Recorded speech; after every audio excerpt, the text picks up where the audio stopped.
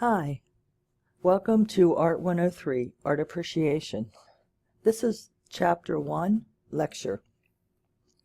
So what makes the Mona Lisa so great? Why, for 500 years, has this figure and this painting intrigued humanity so much? We will try to answer this and many other questions about art in this course. No, Bart Simpson isn't really on the Sistine Chapel ceiling, but we will find that the line is blurred between our traditional ideas about art and our more contemporary ideas. And by the way, what is the image that should be here instead of Bart? We will see a bunch of distortions in art this semester. It's kind of fun to see this with the hat and the boombox and the pants photoshopped on the statue. The designers of Photoshop say, if you can imagine it, you can create it. And by the way, does anyone know why Michelangelo made the statue's hands so big? Well, you will know by the end of this course. Some of the biggest questions you will have from this course will be whether what you are looking at is really art. What do you think? Is this art? These first 3 chapters in our text will help us begin to understand how artists think when they are creating their artwork. You will also start to learn and understand what constitutes art. In Chapter 3, we will explore where artists have used some enduring themes as subjects for their art. So there are 4 key terms to remember in this chapter. Aesthetics, meaning it's a branch of philosophy that deals with nature, beauty, and the meaning of art, and our response to that. Megalith, which are large, massive stones, and oftentimes stone sculptures. Genre, art that depicts casual moments of everyday life and its surroundings. And vanitas, artists have been and still very interested in life and death, and vanitas also has to do with the excess in our life, the fleeting of nature of earthly life. We live with art all around us, from the simple design of a lamp to the film and animation in our fast-moving visual culture. It's everywhere. For instance, every page of a magazine has been carefully designed to keep our attention. Some art engages our attention, imagination, our intelligence. Other art is created to repulse or maybe unclear to us, but it is usually interesting and almost always thought-provoking. In looking at Brancusi's Bird in Space, what do we see here? Do we see a bird? No, not in the literal sense. But once we know more about Brancusi, we know that he created forms that show an idea of an object, in this case of a bird, but not an actual bird. The long horizontal shape gives us a feeling of lifting off the base, and the gentle curves can allow us to imagine the bird turning in the air. Can you see of a way to illustrate the idea of, let's say, a cloud with a sculpture? It's not as easy as it seems. You should look this piece up in your book and read more about it. Brancusi's reconstructed studio shows some of his other work. Can you identify which sculpture is named Fish? The shape alone gives us a feeling that it could easily move through water. It reminds me of a surfboard shape. It is the essence of a fish, not really a fish shape. You can see it right here.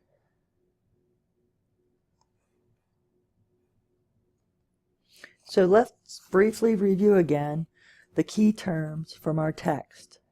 Aesthetics, megalith, genre, and vanitas. The first we're going to talk about one is aesthetics. Experiencing or taking pleasure in looking at art is an aesthetic experience. What is the definition of aesthetics again? Well, it's the philosophy concerned with the feeling aroused in us by sensory experiences through our sight, hearing, taste, touch, and smell. We hear the term visually literate a lot these days. Our world requires us to be aware of all those stimulations around us that we see and hear. All of the new 3D movies are an indication of how important visual stimulation has become in our culture.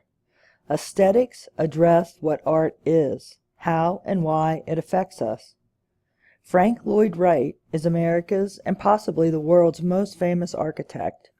He's known for designing homes, unlike most famous architects who design corporate buildings for other large structures. Can you tell me or think about your reaction to falling water, shown in this image?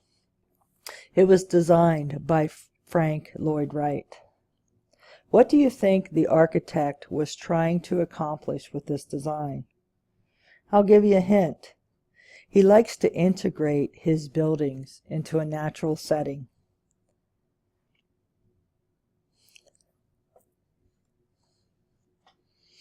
So, the impulse for art. Making art is a basic human function. No other animal on earth does this. It is a uniquely human trait. Where does the urge to make art come from? Should it serve a purpose? Well, let's look at the cave painting from the Chauvet cave site in France. It was created 30,000 years BCE in the Stone Age or Paleolithic era. So let me tell you, explain to you what the BCE and CE eras are. The BCE stands for the Before Common Era, and the CE is After Common Era. They're otherwise known as Before Christ and After Christ. The impulse for art. So making art is a basic human function. No other animal on earth does it. It is uniquely human. So where does the urge to make art come from? Should it serve a purpose? You are looking now at a cave painting from the Chauvet site in France. It was created 30,000 years BCE in the Stone Age or Paleolithic era.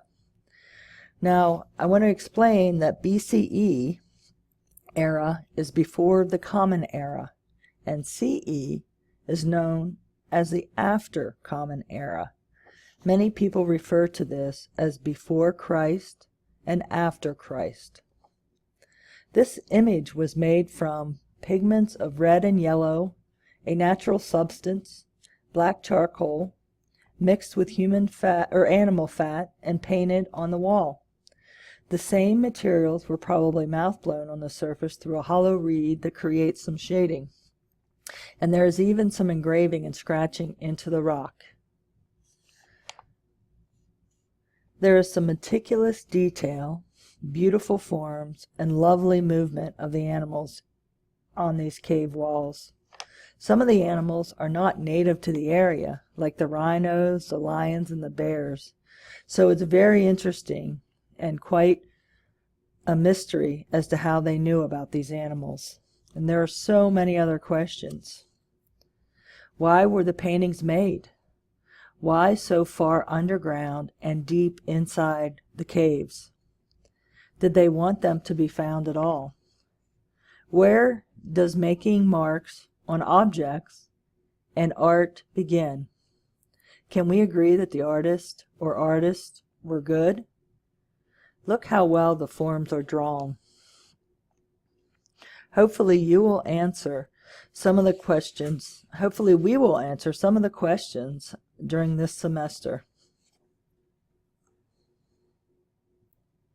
So the second term we're going to talk about from Chapter 1 text is a megalith. What is a megalith? Well, it's a massive stone. Here is a picture of Stonehenge. It is in Salisbury Plain, England. It is made up of concentric circles of megaliths. Now they have ropes around the outside of Stonehenge so you can't get near them, and vandalism over the years has brought about this change. I want you to see or notice in the image the people standing next to the stone. See how small they are next to the stone, and see how large the megaliths are next to them. The first time I saw these, I assumed that they might have something to do with the zodiac signs, but now it is known that this was a burial ground. When you look at something so amazing at first, you don't really care what the purpose of this is, or the purpose that they have for creating this monument. But once you think about it, the purpose is important, because the impulse to create art is one of the crucial things to understand about artists and their work. How were these stones quarried so far away and brought to this site? Why here? Originally, there were stones on top, all of the upright stones. How did they do that? Each stone weighs about 50 tons. Humans have basic urges to create meaningful structures and forms. Think of the pyramids in Egypt. While we have known why they have been built, there are no less amazing in the feat of building them than Stonehenge. So looking at this vase, was this piece of art created for a practical reason? Why or why not, do you think? It is surprising to find that a lot of art made some many years ago was not very practical. This is a lovely shape, but not very practical. Has beautiful detail, but it's fragile. Very thin clay walls. This couldn't be used in everyday life. So we know that it's made to be pleasing to look at as well. The need for art.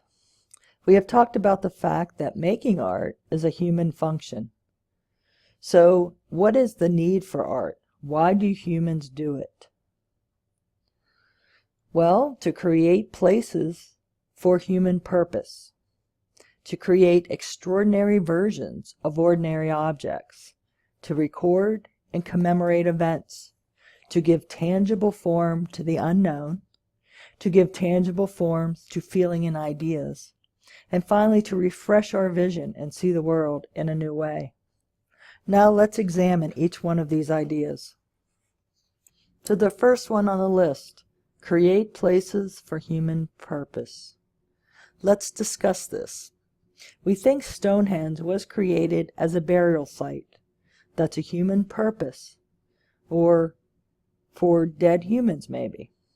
But Maya Lin's Vietnam Memorial was made for the living and the dead. Has anyone been to the memorial? It's a great place to go if you've never been there. I highly recommend all the memorials, but there's something about this one that is intriguing and inspiring. You can see that the V shape of the memorial in the photo. As you walk into the memorial, the ground begins to go down into the V.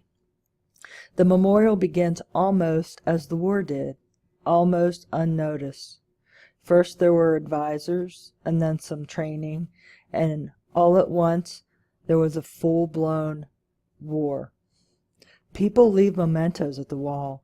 There are several warehouses outside D.C. full of mementos left over the year.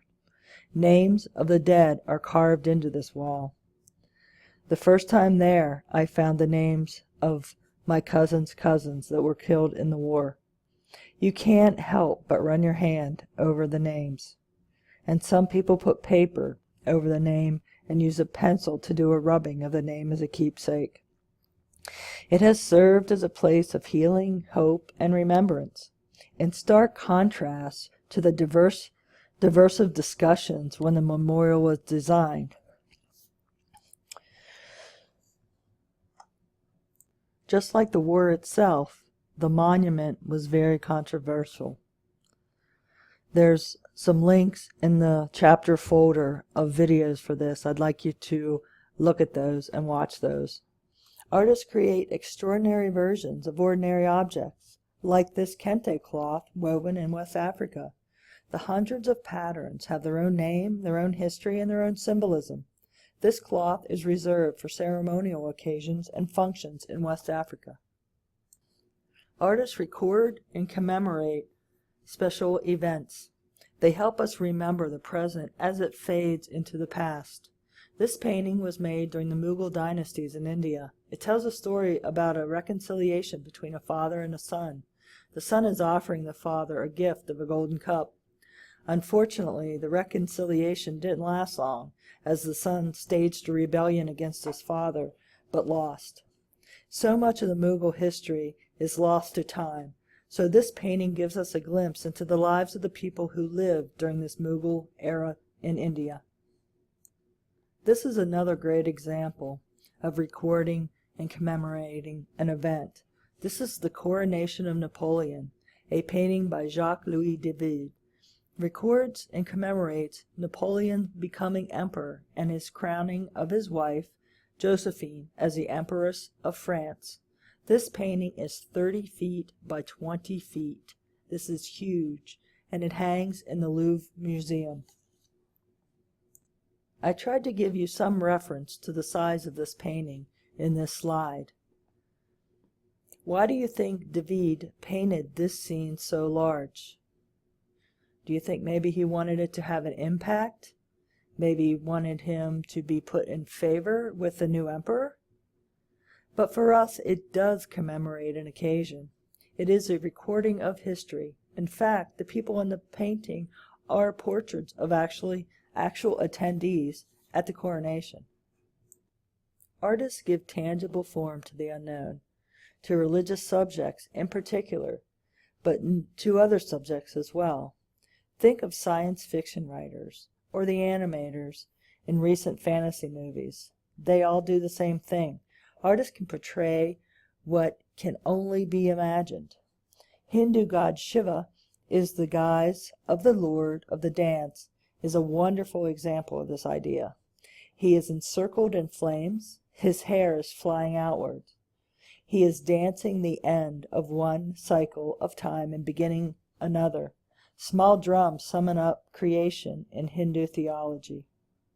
The sculpture gives Hindu worshippers a visual idea of what the god Shiva might look like. This was from the artist's imagination. This makes me think of a story. So this little girl is in drawing class, and the teacher says, "You can draw whatever you want to today." The teacher comes around and says, "Now what are you drawing today?" And the little girl says, "I'm drawing a picture of God." And the teacher says, but no one knows what God looks like." And the little girl says, "Now they will." Anything you can imagine, you can put on paper. Artists refresh our vision and help us see the world in all new ways. Starry Night is probably, next to the Mona Lisa, the most famous painting in the world. So what do we know about Van Gogh? Well, he was poor most of his life. He cut off his ear after a quarrel with artist Paul Gauguin. He committed himself to an asylum, and most of his work we like so much was done because in the last 2 years of his life, he was supported by his brother Theo, and he committed suicide. He was a troubled, tormented man. But he was self-disciplined enough to create a huge body of artwork. We see skies at twilight and after dark all the time, but when we see Van Gogh created this sky, we are intrigued. To understand this painting, it helps to know that Van Gogh believed that people journeyed into a star after death and continued their lives there. Once you know that, this painting isn't a work with just twirls of color, but we can see the stars have a radiating halo, and there seems to be some sort of cosmic energy in the work.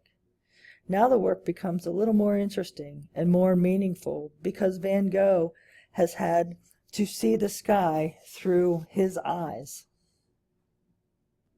We spend our lives hurrying to do things and rarely take the time to really see our surroundings. Artists see the same things we do, but notice the richness and detail around them that many times we don't see.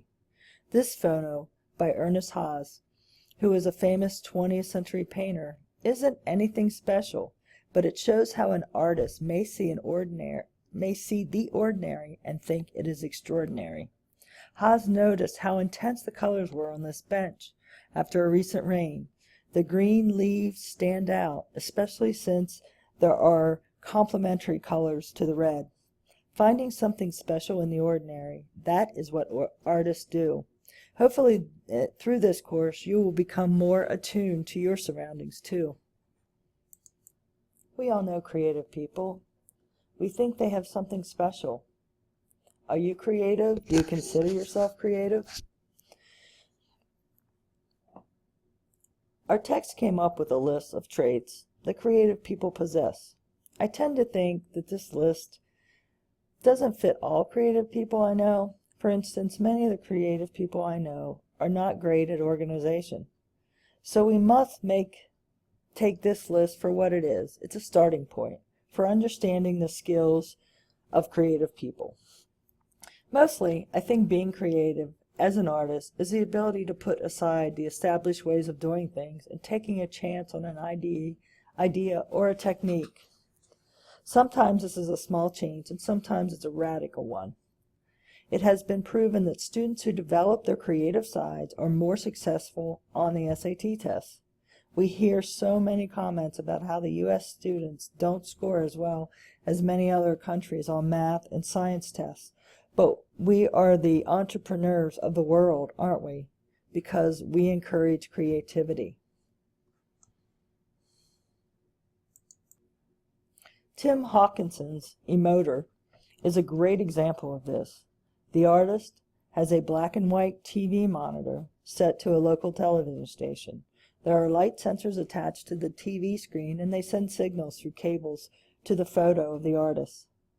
The cables are attached to several areas of the photo, and when the lights change on the TV monitor, it alters the facial expression on the photo. Clearly, the artist has a real interest in facial expressions and emotions, and he is stepping out of a comfort zone to create expressions that we wouldn't normally see on someone's face. So what skills does the artist have to know to do this kind of work? Well, they need to know math.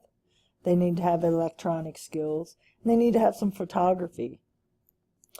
Discard ideas about what is and explore what can be. The basic science of how we see things is that our eyes do not actually see objects, but we see the reflected light off objects, and our brain interprets this reflected light into the objects. Our brains interpret this reflected light almost the same for everyone. However, we don't interpret that object or image, subject matter if you will, in the same way. As humans, we use selective perception. What is selective perception? Why do our brains use it? What can affect our perceptions? Well, things like our mood, our experiences, our culture. Someone once told me we are the sum of all our experiences. Since we all have different experiences, we can see why our interpretations of what we see can and will be different. This explains why a particular artwork means different things to different people. Explains why you may see or notice different things in an artwork each time you look at it. Viewing artwork in person is the best way to see it. Can anyone tell me what genre of a painting is? Well, this painting by Jean-Luc Valdez-Lille is called Vanitas. This genre of painting, Vanitas, is used by many painters in the 17th century. What objects do you see here, and what might be their meaning? When we compare this painting with that of Audrey Flack, a 20th century artist, what are the similarities? Well, we see a skull, life, death, dice. While some of the objects have changed to reflect our society, the meanings are similar. The use of a mirror and a makeup case, showing modern vanity. She did leave out the Christian context. These artists are counting on us as the viewer to decode their work. The titles in both cases give us a clue about where to start, but then we must continue, almost like a cultural time machine. Artists' work comes from a lifetime of their experiences, thoughts, and emotions. An artist's work with objects, subjects, materials that have meaning to them. In artist education, we refer to this as the big idea, or an enduring idea. We'll talk about this some more in Chapter 3, but the themes such as identity, power, emotions, loneliness, just to name a few. This is the end of the Chapter 1 review lecture. If you go on to Chapter 2, we talk about... Thank you for listening. This is the end of the Chapter 1 lecture. Chapter 2 lecture, What is Art? What is Style? Is next.